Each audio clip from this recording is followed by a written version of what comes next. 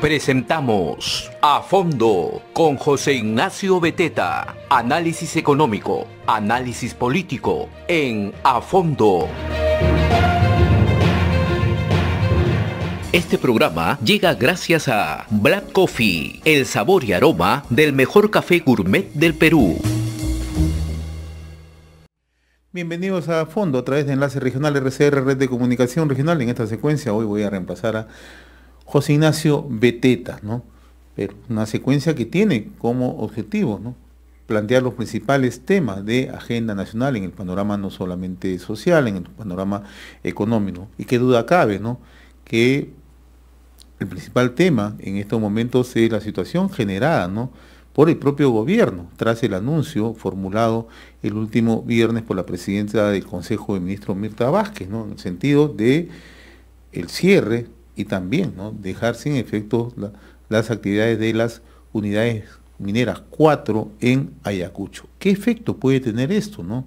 Pero también, ¿no?, vale mencionar el pronunciamiento de distintos gremios, uno de ellos la Sociedad Nacional de Minería, Petróleo y Energía, la propia CONFIET, la Sociedad Nacional de Industrias, las cámaras binacionales, el Instituto de Ingenieros de Minas del Perú, ¿no?, la AGAT, que es la Asociación de Gremios Agropecuarios en el Perú, también representantes de la micro y pequeña empresa, ¿no? Entonces, lo que estamos observando en estas circunstancias es un escenario bastante complejo, ¿no? Y sobre todo, lo que se requiere es buscar la calma social. Por ello vamos a conversar justamente con el ingeniero Carlos Gálvez, él es presidente de la Sociedad Nacional de Minería, Energía y Petróleo. Le agradecemos como siempre la amabilidad que tiene con RCR, Red de Comunicación Regional. Don Carlos, qué gusto saludarlo, como siempre muy amable con RCR. Buenos días, José, un gusto. ¿Imaginaba usted este escenario que estamos viviendo así tan pronto? Así para generar toda esta situación, ya no solamente incertidumbre, dudas, miedos, temores. Bueno, no era de esperar una situación de estas de prontos, especialmente cuando el presidente de la República había reiterado en realidad la búsqueda de confianza en los inversionistas nacionales e internacionales para acogerlos en sus planes de inversión en el Perú. Nadie imaginó que al día siguiente saliera la señora Vázquez con un planteamiento de este tipo. Además, cuando ella no tiene las competencias para poder tomar esa decisión y menos anunciarla sin haber pasado las pruebas técnicas que corresponden, ¿eh? Ahora, ¿cuáles son los riesgos cuando se superpone lo político a lo técnico? Porque este es un tema eminentemente técnico. Usted tiene mucha experiencia en el sector minería, la gran minería, la minería formal, ¿no? Entonces, ¿cuán riesgoso es cuando se utiliza un escenario netamente político y se deja de lado lo técnico, ¿no?, que en esta circunstancia debió primar, ¿no? Lo que ocurre, y permítame, José, explicar un poco la actividad minera, ¿no? A los mineros se les otorga concesiones para explorar, para que hagan inversiones importantes en que es nada menos que la investigación del subsuelo, que es donde estamos realmente abocados, para poder hacer descubrimientos y hallazgos. Es un trabajo altamente técnico y muy demandante de altas inversiones, con altísimo riesgo. Normalmente 1 de 1000 prospectos llegan a tener un resultado positivo. Y entonces, si a esto nosotros, después de hacer las inversiones y lograr una masa crítica de mineral, que normalmente se clasifica en mineral probado, mineral probable, mineral prospectivo y potencial. Y entonces por eso es que se hace denuncios y concesiones de extensiones donde uno infiere por las pruebas geológicas que hay un valor mineral que puede ser económicamente explotable. Pasado eso, uno se centra en el mineral probable y probable para poder identificar el tamaño de una operación y solicitar una concesión de explotación. Y la ley manda que, junto con la solicitud de la concesión de explotación, se presente los estudios de impacto ambiental y se presente también el plan de cierre. Una operación minera está haciendo cierre desde el día que inicia operaciones. Y lo que además manda la ley, porque el legislador en su momento fue conocedor y sabio en esto, dispuso que en la medida que se va avanzando, todos los días de la vida se va haciendo exploración y desarrollo en minería. Por lo tanto, ese recurso que comenzó como un recurso probado y probable, va incorporando gradualmente el prospectivo y potencial. Y entonces se van haciendo planes de cierre para aquellos lugares de la concesión donde la actividad concluyó. Y la ley manda que cada 5 años se haga una actualización del plan de cierre. Por eso es que hay fechas definidas para ¿cómo se llama? El cierre dinámico, el cierre progresivo, el cierre final, teóricamente, y el post-cierre. Dicho eso, estas circunstancias el legislador comprendía que cambian en la medida que se explora y se hacen mayores hallazgos, sea en profundidad o sea en zonas laterales. Y por eso es que la primera ministra ha apelado a una media verdad. Ella se ha referido a las fechas de cierre progresivo, de cierre final y de post-cierre que están contemplados en el programa inicial o en el programa vigente de las operaciones y su cierre. Pero repito, el legislador comprende que la situación es dinámica, que esto va cambiando y que se va incorporando recursos adicionales y por lo tanto las fechas y planes de cierre se van postergando y se van ampliando. En este caso, de la situación generada en Ayacucho, las empresas están dentro del marco de la ley, dentro del marco de los procedimientos que se exigen para las operaciones. Sin duda, sí. Entonces, cuando la ministra dice voy a ordenar el cierre y el retiro, se está vulnerando de plano todo el Estado de Derecho. Repito que ella no tiene facultades para ordenar ningún cierre ni retiro. Esto es una decisión técnica. Esto es más o menos como que le otorguen una licencia de construcción, para ponerlo en fácil y en términos comprensibles por todo el mundo. Usted dice, yo voy a construir una casa en tal lugar, va a la municipalidad, pide usted su licencia de construcción, la municipalidad verifica que sus planos y su propuesta calcen, correspondan a las normas legales vigentes y si cumple, le tienen que otorgar la licencia de construcción. Allí no hay ninguna decisión política, no, a mí José no me gusta porque es de izquierdas o es de derechas o es amarillo o es verde. No, es ¿cumple José con su plan? Sí, entonces le tengo que dar la licencia de construcción. Lo mismo ocurre acá, cumple la compañía minera con el estudio de impacto ambiental y está su proceso y plan de cierre acorde con los recursos minerales reportados, probados y probables disponibles, sí, bueno, entonces a la fecha y por el horizonte de tiempo de sus recursos tienen este plan de cierre. Plan de cierre que, repito, se modifica en la medida que uno amplía los recursos y vuelve a presentarlo a la autoridad, si no, no. Pero no es una decisión política. Ingeniero Carlos Gálvez, el otro aspecto es que lo que estamos observando en el país en los últimos meses es una superposición política frente al tema técnico, ¿no?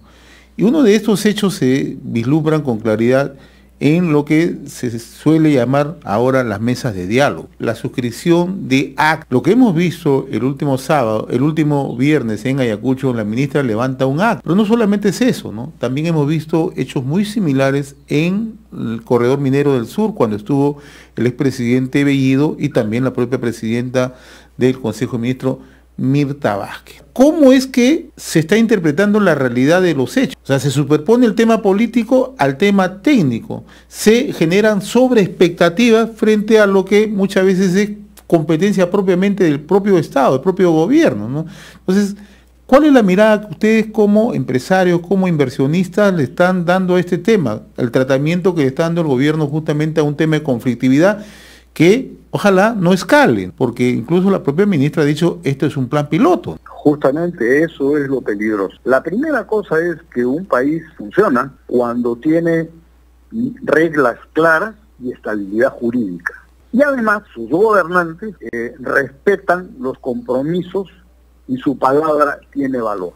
Si la palabra del gobernante no tiene valor, si no respeta compromisos y encima no cumple con las leyes, sino que aspira a, como bien ha dicho, por la vía de suscripción de actas bajo presión social, se modifique o se pasen por encima de las leyes, entonces lamentablemente deja de ser un país en el cual se puedan recibir inversiones nacionales o internacionales. La inversión privada necesita tener reglas claras. Yo me he referido hace un momento ya a la incertidumbre de lo que son los recursos minerales, que uno habla de mineral probado, probable, prospectivo, potencial, pero no tiene la certeza nada más que el mineral probado. Si a eso nosotros le agregamos la incertidumbre de los precios del mercado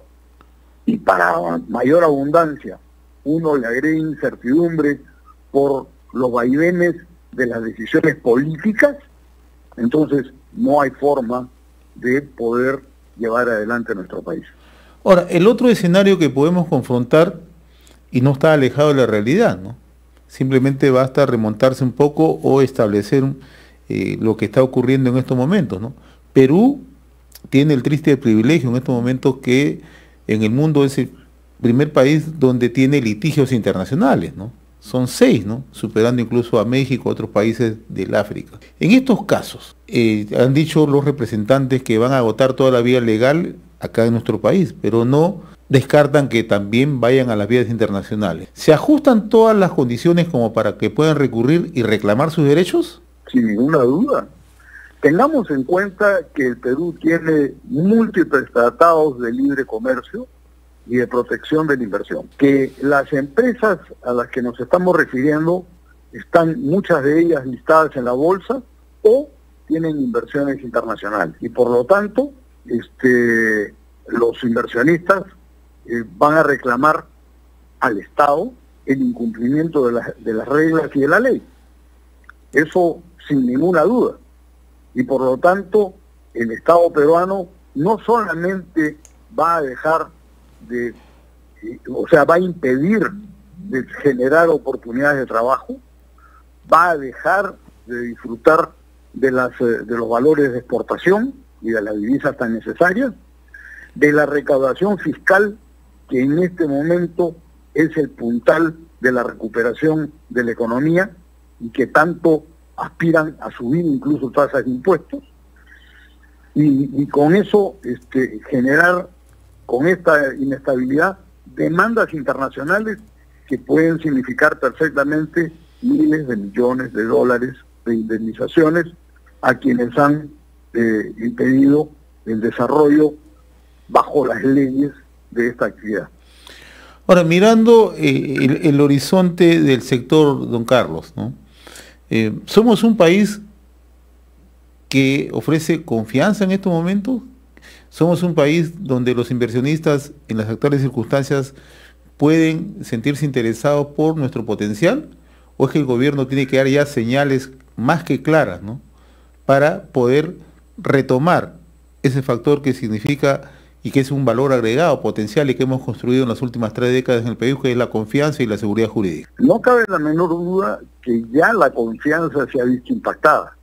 Esa es la razón por la que han salido del país más de 15.000 millones de dólares que debieran estar siendo invertidos en el Perú para desarrollar actividades económicas y dar oportunidades a nuestros conciudadanos para que se desarrollen y recuperen después de una crisis económica tan seria, originada en la pandemia, pero propulsada por el mal gobernante que tuvimos, que es el señor Vizcarra, ¿no? Sin embargo, después de esto, cuando ya veníamos con dificultades, nos viene un gobierno que genera mayor incertidumbre y por eso se retiran estos capitales, para que con estas señales claras e indicando que es un plan piloto, imagínese usted, si cada plan de cierre tiene una vigencia de 5 años, ya en estos momentos casi todos están en necesidad de renovar sus planes de cierre, porque no todos están alineados en la misma fecha. Así como estas 4 operaciones tienen sus planes de cierre cumpliéndose entre el año 21, 22, 23, nos vamos a quedar sin actividad minera si este es un plan piloto, y a todo aquel que tenga un papel que diga plan de cierre final año 2024, se acabó. Es una locura. O sea, es desconocer las circunstancias o las actividades mineras y desconocer que el legislador legisló sabiamente porque conocía de la actividad. En este caso la señora Vázquez sí conoce. Así que lo peor que está haciendo es utilizar ella medias verdades para mentirnos y dejar diciendo que ya se concluyó el programa.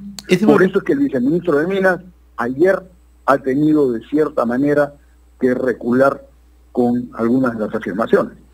Interesante lo que ha dicho ayer el viceministro de Minas, el general Jorge Chávez Cresta, ¿no? En el sentido que se van a recibir y se van a conocer, ¿no?, todos los procedimientos que han seguido las unidades mineras en Ayacucho, ¿no? Pero que hay otro elemento, ¿no?, que no podemos perder justamente de vista, ¿no? O sea, ¿cómo resarcir esto ante una comunidad que ha suscrito un acta? ¿Cuál podría ser la respuesta que a futuro o el acompañamiento que tiene que hacer el Estado en caso el Estado reconozca que actuaron bien las empresas mineras dentro de los procedimientos, ¿no? Porque el daño ya está hecho. El daño que han hecho es muy grave, porque así como se altera y se afecta la confianza de los inversionistas, también se altera una vez más la confianza de las comunidades. Tanto que pregonan que durante los últimos 200 años ha habido burla a las comunidades, a la población, lo mismo se está dando acá, porque ciertamente no se puede sobreponer una actitud caprichosa a la legislación, una decisión política a la legalidad. La ley no ha cambiado, las normas están vigentes, y si nosotros queremos subsistir como un país serio, reconocido como serio en el mundo, tenemos que cumplir las leyes. Estamos en un ciclo virtuoso del precio de los metales, ¿no? Todo el mundo coincide en que este es un año de recuperación económica, ¿no? El efecto rebote le llaman los economistas, ¿no? ¿El 2022 podemos ser optimistas o tenemos que ser cautos frente a esta situación? Yo la verdad es que tendría que ser muy cauto. Desde mi punto de vista habría que ser muy cauto, porque definitivamente las inversiones en exploración, por ejemplo, ya han caído al menos del 20% de lo que solían ser. O sea, eso significa que el Perú ha perdido atractivo para las inversiones en exploración. Y usted comprenderá que si algo tiene nuestro país es un potencial geológico que requiere de una adecuada exploración. Pero invertir 300 millones de dólares en un año de exploración no significa nada, cuando esto ha sido pues varias veces superior, medido en algunos miles de millones de dólares. Entonces, eso no puede ser. Y por otro lado, se está poniendo en juego la seriedad de los compromisos que han asumido las empresas y sus proyecciones. Por ejemplo, compañía minera Ares comentaba que entre Pallancata e Inmaculada tienen previsto inversiones por más de 4.000 millones de dólares en estos momentos, con un potencial que los llevaría a operaciones hasta el año 2043. Esta es una compañía que está listada en la Bolsa de Londres. Usted comprenderá que los inversionistas en la Bolsa de Londres se están preguntando, con justa razón, qué cosa fue lo que ocurrió acá y qué nivel de seriedad puede significar. Me preocupa porque además Inglaterra o Gran Bretaña es un país aliado nuestro. Estamos trabajando juntos en la reconstrucción con cambios del norte del país, pero todas estas cosas hacen quebrar la confianza. Y entonces esto es muy, muy serio. Don Carlos Gálvez, como siempre, muy reconocido por esta comunicación con RCR, Red de Comunicación Regional, y el espacio a fondo, ¿no? Sobre todo mirando en perspectiva qué nos puede esperar en los próximos meses, en los próximos años en el país. Yo le agradezco como siempre la gentileza que ha tenido usted con RCR, muy amable como siempre, buen día. Muy agradecido, José, gracias por la invitación nuevamente. Muy amable. Conversamos con el ingeniero Carlos Gálvez Paz, presidente de la Sociedad Nacional de Minería, Energía y Petróleo, ¿no? Hasta aquí nuestra secuencia a fondo a través de Enlace Regional, RCR, Red de Comunicación Regional. Mañana ya se reintegra José Ignacio Beteta. Hemos presentado A Fondo con José Ignacio Beteta.